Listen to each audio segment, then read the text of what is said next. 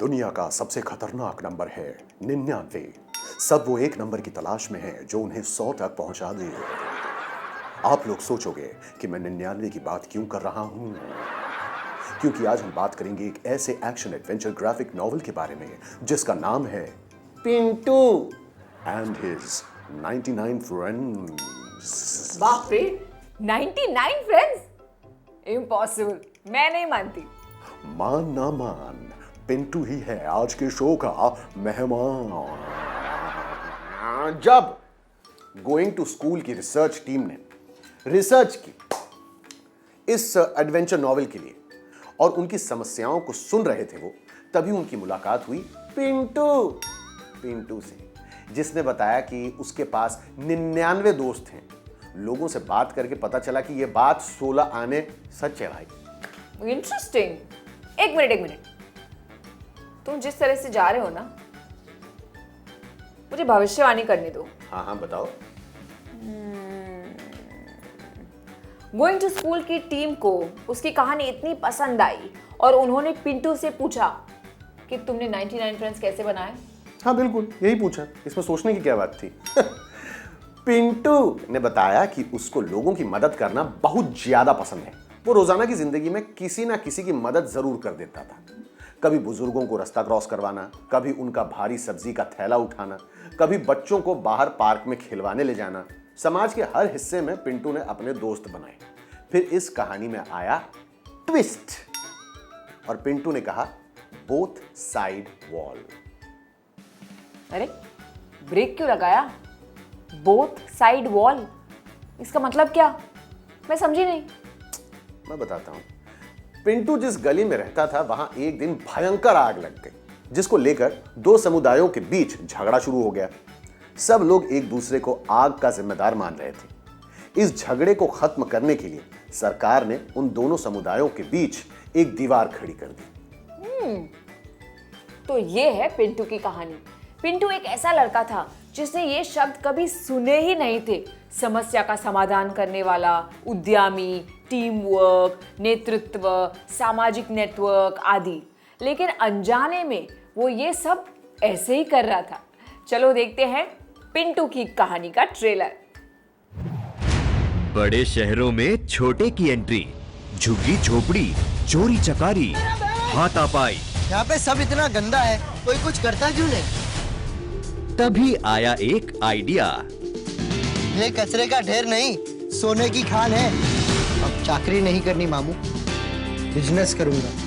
सोने की नगरी में कचरे के लिए भी भाई। मैं यहाँ का कचरा किंग हूँ।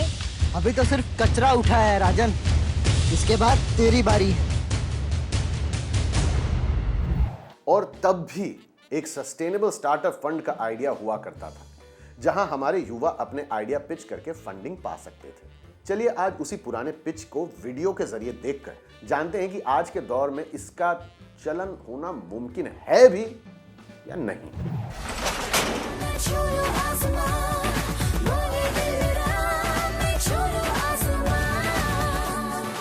शहर और रॉको ने एक बिजनेस शुरू करके अपने गांव और बस्ती की समस्या सुलझाई। आप भी ऐसा कर सकते हैं। जल्द आ रहा है दूरदर्शन पर जीत की बाजी। अगर आपके पास कोई बिजनेस आइडिया है जो समाज की समस्याओं को हल कर सकता है, तो प्लीज हमें आपका आइडिया पिच करिए ना। कहां बैठे हुए हैं? हमारी स्क्रीन पर जो नंबर दिख रहा है, आप उस पर 1 मिनट का वीडियो व्हाट्सएप कर दीजिए। उसके बाद देखिए कैसे हम लोग धतरपन मचाते हैं। अभी हम समस्या की बात कर रहे हैं, तो कचरे की समस्या की भी तो बात कर लें। आप जिस किसी भी शहर में रह रहे हो, कूड़े की समस्या तो आम है। हम भारत में लगभग 1.5 लाख मीट्रिक टन कचरा रोज ही उत्पन्न करते हैं, जो एक पूरे शहर को भर सकता है। ये तो 100% चौंकाने वाली बात की है तुमने काफी।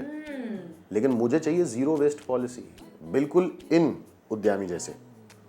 हमारे घरों से जो आज हम कुछ भी कचरा बाहर फेंकते हैं सड़क पे, वो कॉरपोरेशन वैन उठा के, हमारे कॉम्पैक्टर्स हैं, शहर में बहुत सारे कॉम्पैक्टर्स लग गए हैं, उनमें कॉम्पैक्ट होते हैं और वो सारे के सारे लैंडफिल में भर जाते हैं। एक के बाद एक हम बड़ी बड़ी लाइन्स को लेते हैं, उसको फिलअप करते हैं, फिर करोड़ों रुपए खर्च करते हैं उस लाइन को कैप करने के लिए। फिर एक नया लैंड खोजते हैं उसको फिल करने के लिए। तो अगर हम घर से कचरा ही कम कर देंगे तो इतने लैंडफिल की हमें ज़रूरत नहीं पड़ेगी। मैंने देखा कि हमारे घर का जो 60 से 70% जो कचरा है हमारे किचन से निकलता है या हमारा ऑर्गेनिक वेस्ट होता है, इसको कंपोस्ट बना सकते हैं जो कि एक फर्टिलाइज़र के काम आएगा।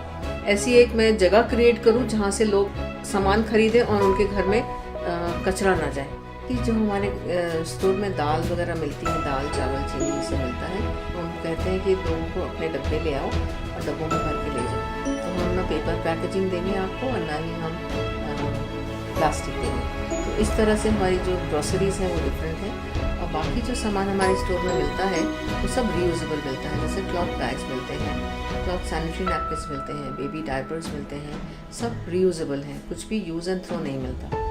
आज के यूथ से यही गुजारिश है कि आप लोग सामने आए, अपनी ग्रीड को भूल के नीड को ख्याल में रखते हुए काम करें, तभी हमारा भविष्य बच सकता है, नहीं तो हमारा भविष्य खत्म हो जा रहा है। अभी हम सीखेंगे खाद कैसा बनाया है, कंपोस्ट कैसा बनाया है, उसको काला ब्लैक गोल्ड बोलते हैं इसको। तो आपके लिए थोड़ा टिप्स दूंगी मैं। रोज़ आप यही प्रोसेस करने का है। ये सूखे पत्ते ले लो, आपका किचन वेस्ट ले लो, थोड़ा सा कट्टा दही उसमें डालो, मिक्स करो, अच्छे से मिक्स करो और बकेट में नहीं तो आपके गमले में डाल दो। अभी ये बहुत ही गीला हो गया तो पत्ते कम हुआ। आपका ये कचरा आप जब देखेंगे तो बहुत गीला हो गया तो आप पत्ते कम किया है, और बहुत ही ड्राई हो गया तो आपका पत्ता ज़्यादा हो गया। तो वो बैलेंस आपको ही मिलेगा। और एक 4-5 दिन होने के बाद आप इसको ऐसा घुमाने का है, क्योंकि नीचे से ऊपर करने का है, क्योंकि ये ऑक्सीजन चाहिए। ये है एरोबिक कंपोस्टिंग और इसके लिए ऑक्सीजन चाहिए। और इसको हम ऐसा टर्न करने से वो जो भी है वो माइक्रोब्स उसके लिए अच्छा रहेगा और वो जल्दी भी हो जाए। 4-5 दिन एक बार आप इसको हिलाते रहना। आज की दुनिया में 2 बहुत बड़ी समस्याएं हैं, एक है भूख और दूसरी है खाने की बर्बादी। आज मैं आपको सिखाऊंगी वाटरमेलन की चटनी बनाना और इस चटनी को अन्य प्रकार से यूज करना।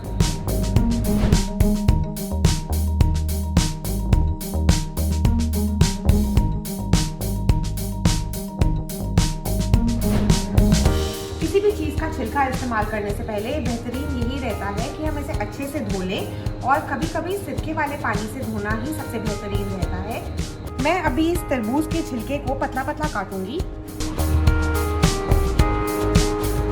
अब मैं आपको बताऊंगी इस चटनी में आपको क्या क्या चीज़ों की ज़रूरत है। शुरुआत करते हैं तेल के साथ। आपके पास जिस भी किस्म का तेल है, बेशक सरसों का हो या कोई भी वेजिटेबल तेल हो, आप उसे यूज़ कीजिए। प्याज, जीरा पाउडर, मिर्ची पाउडर, नमक, चीनी और हमारा वाटरमेलन का स्किन। अब हम डालेंगे इसके अंदर एक प्याज। अब हम इस प्याज को ब्राउन होने देंगे। देखिए अब ये प्याज भूरा हो चुका है। अब हम इसमें डालेंगे अपनी वाटरमेलन का छिलका। तरबूज के छिलके से इसका फुल टेक्सचर चेंज हो जाएगा। इसके बाद हम इसमें सारे मसाले डालेंगे। लाल मिर्ची पाउडर, जीरा पाउडर। मैंने आपको कहा था कि आप इसको चटनी की तरह इस्तेमाल कर सकते हैं, लेकिन आप इसको सब्जी की तरह भी खा सकते हैं। दाल, तरबूज के छिलके की सब्जी और चावल, वाह! आप चीनी अपने अनुसार डालिए। अब हम इसी चटनी के अंदर थोड़ा पानी डालेंगे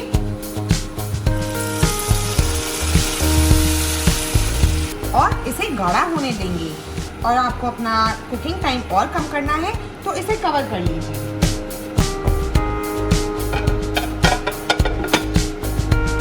इस टाइम पर अगर आप चाहें इसमें धनिया, पुदीना और उस टाइप के हर्ब डाल सकते हैं, जिससे इसमें और बेहतरीन फ्लेवर आएगा। अब हम इसको कटोरी में डालेंगे।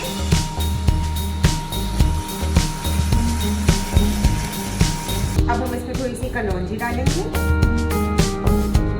हल्का सा मिक्स कीजिए। हमारी चटनी अब तैयार है। मैं इसको चपाती के साथ खाऊंगी। पिछले 30 वर्षों में हमने पर्यावरण के विनाश को बढ़ाया है और इन सब पर्यावरण प्रदूषण के कारण हमारा स्वास्थ्य प्रभावित हो रहा है। इसलिए हमारा परिवार एक ऐसा घर चाहता था जो पूरी तरह से पर्यावरण के अनुकूल हो और कम लागत का भी हो। आप यहाँ जो देख रहे हैं वो एक घर है जिसे हमने लगभग 10 साल पहले बनाया था। हाय, मैं दास हूँ। मैं एक मैकेनिकल इंजीनियर हूँ। इसलिए हमने इस घर के निर्माण में रीयूज और रिड्यूस के सिद्धांत का उपयोग किया। आप यहाँ जो लकड़ी देख रहे हैं वो पैकिंग के मामले में पूरी तरह से अलग है। टॉयलेट में commode, wash basin, pipe fitting और ग्लास ज़्यादातर ध्वस्त इमारतों से बने हैं जो कि रिड्यूस का हिस्सा है। घर में एक भी टाइल नहीं है, फर्श सभी सीमेंट का है और हमारे पास एक छत है जो नालीदार बांस की चादरों से बनी है। हमारे पास वर्षा जल संचयन है। हमारे पास ग्रे वाटर हार्वेस्टिंग है।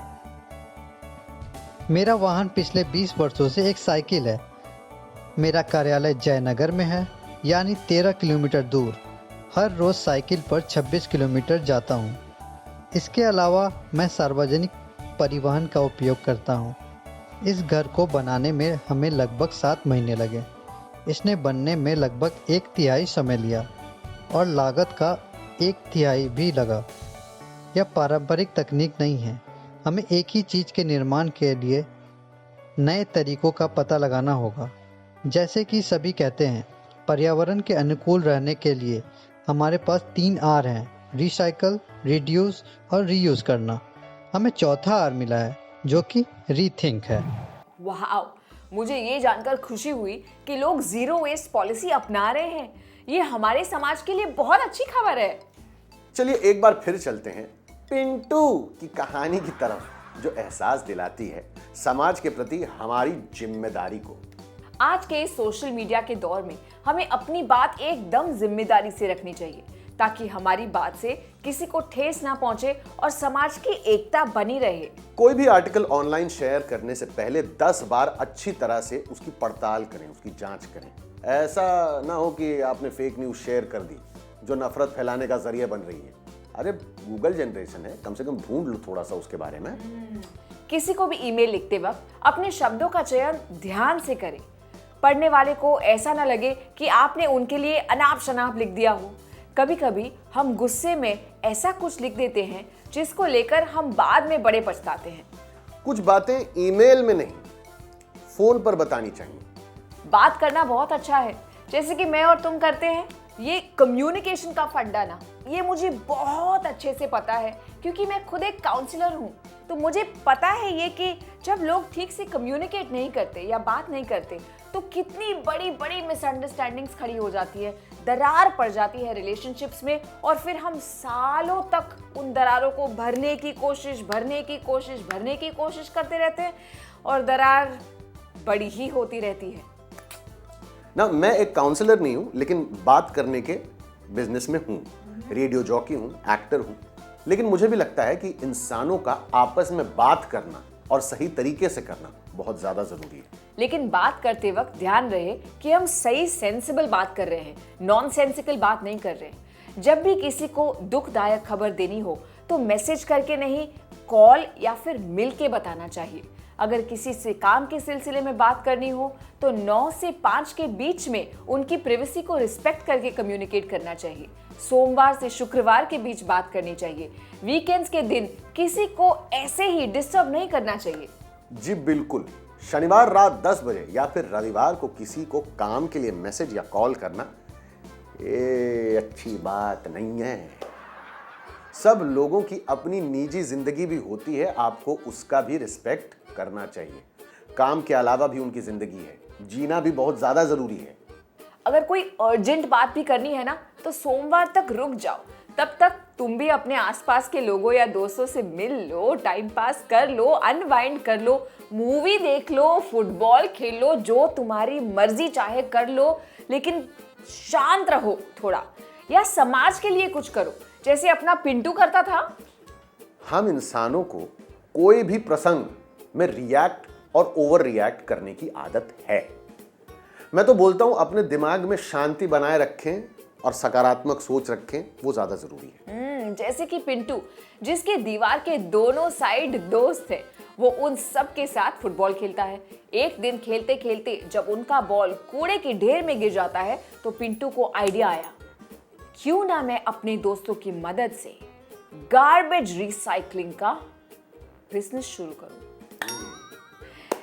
जिससे हमारे इलाके के कचरे का प्रॉब्लम सॉल्व होगा और साथ में लोगों को नौकरी भी मिलेगी। क्योंकि पिंटू की कहानी बॉलीवुड में बहुत ज्यादा फेमस हो गई थी, तो उसको लोकल डॉन से धमकी भी मिलना शुरू हो गई। चलिए पढ़ते हैं graphic novel Pintu and his 99 friends और जानिए कि पिंटू ने इन डॉन्स का सामना कैसे किया और उसके दोस्तों ने पिंटू की मदद कैसे की।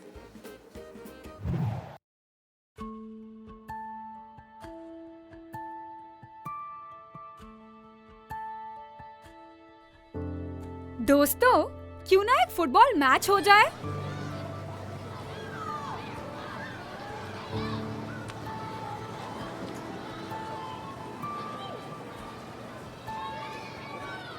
आज के बाद तुम लोग यहाँ कचरा नहीं डालोगे। ये लास्ट वार्निंग है। ज्यादा बकबक मत कर लड़की। अबे, ये मेरा इलाका है। Hello police.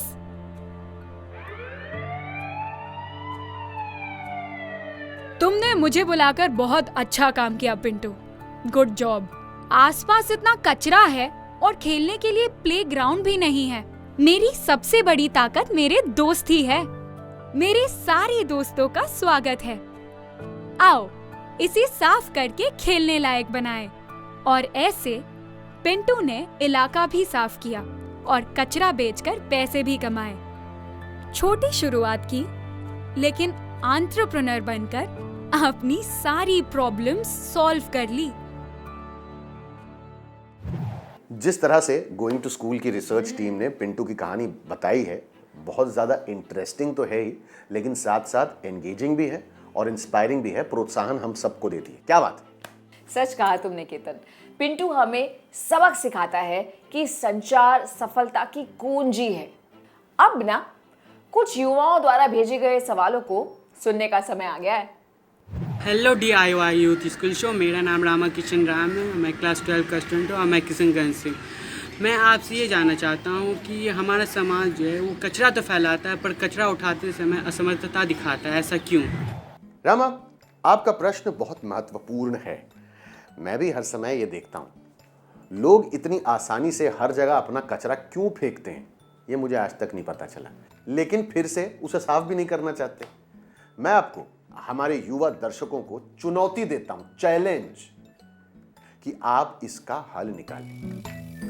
हेलो DIY, मेरा नाम मुस्कान कुमारी है। मैं +2 गर्ल्स हाई स्कूल क्लास 12 में पढ़ती हूँ। मैं किशनगंज से हूँ। मेरा सवाल ये है कि ज़्यादा से ज़्यादा पेड़ लगाने से गर्मी कम हो जाएगी? जी हाँ मुस्कान, ज़्यादा से ज़्यादा पेड़ लगाने से गर्मी बेशक कम हो जाती है। आप इसके बारे में ज़रूर और जानकारी प्राप्त कीजिए। क्या जाने आप क्लाइमेट चेंज का कुछ हल निकाल लेंगी। चलिए, तो आपने हमसे सवाल पूछा तो हम काहे खाली बैठे हैं, हम लोग को भी तो शौक है सवाल पूछने का, तो चलते हैं उसी की तरफ। सवालों के सिलसिले। पहला सवाल, क्या ये कहानी एक वास्तविक कहानी पर आधारित है? क्या ये कहानी एक वास्तविक कहानी पर आधारित है? Question mark. इस कहानी का एक्शन हीरो का नाम क्या है? इस कहानी के एक्शन हीरो का नाम क्या है? उसने 99 दोस्त बनाए कैसे? उसने 99 दोस्त बनाए कैसे? नायक के समुदाय में ऐसा क्या हुआ कि दीवार बनाने की जरूरत पड़ गई? नायक के समुदाय में ऐसा क्या हुआ कि दीवार बनाने की जरूरत पड़ गई? टीमें कौन सा खेल खेल रही हैं? इस उपन्यास में टीमें कौन सा खेल खेल रही हैं? इस ग्राफिक नॉवेल में कौन सी बड़ी समस्या के समाधान की बात की गई है? इस ग्राफिक नॉवल में कौन सी बड़ी समस्या के समाधान की बात की गई है? क्या लोगों से बात करना एक अच्छा विकल्प है? क्या लोगों से बात करना एक अच्छा विकल्प है? अब हमारे जाने का समय आ गया है, लेकिन हम आपको फिर से एक बार और ध्यान दिलाना चाहते हैं कि आप अपना जवाब हमें स्क्रीन पर दिए गए नंबर पर जरूर भेजें। और अगर आपके पास स्मार्टफोन है तो आप वहां से डाउनलोड कीजिए ये ऐप जिसका नाम है यस ऐप, YESS। वहां पर भी आप जवाब दे सकते हैं। पहले 500 सही जवाब देने वाले विद्यार्थी जीत सकते हैं पिंटू का रोमांचक ग्राफिक नॉवल। तो जल्दी भेजिए अपने जवाब। और अगर आपकी उम्र 18 से 23 वर्ष तक की है और आपके पास कोई पर्यावरण हितैषी बिजनेस आइडिया है तो आप हमें आपकी आइडिया एक छोटी सी 1 मिनट की वीडियो के माध्यम से व्हाट्सएप कर दें। और मेरा पता है मन क्या कर रहा है, मैं बाहर जाऊं और फुटबॉल मतलब लात मार मार के यार उसका मतलब टेनिस बॉल बना दूं और पसीने से बिल्कुल लथपथ। मतलब फुटबॉल तो मुझे नहीं जमती, लेकिन फुटबॉल के बॉल से वॉलीबॉल खेल सकते हैं ना? थोड़ा दुखेगा वो चलेगा। तो चलो चलो चलो और उठो। निकलोगी कहां से? बाय तुम बोल दो। Bye bye. आओ बैठो मेरे स्कूटर काव्या पे। सेडानी और केतन सिंह की तरफ से इसमें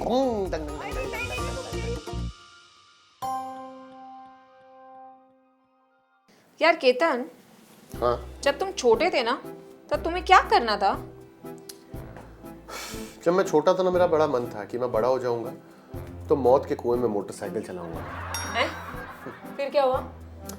मेरे पापा को एक दिन पता चला कि मेरा सपना क्या है। उन्होंने मेरा बाल पकड़ा, बहुत देर तक खींचा और बोला आज के बाद अगर ये बात की है तो तुझे असली कुएं में डाल दूंगा। फैंटास्टिक। एक्चुअली मैं भी ना काउंसलर ऐसे बाय एक्सीडेंट बन गई।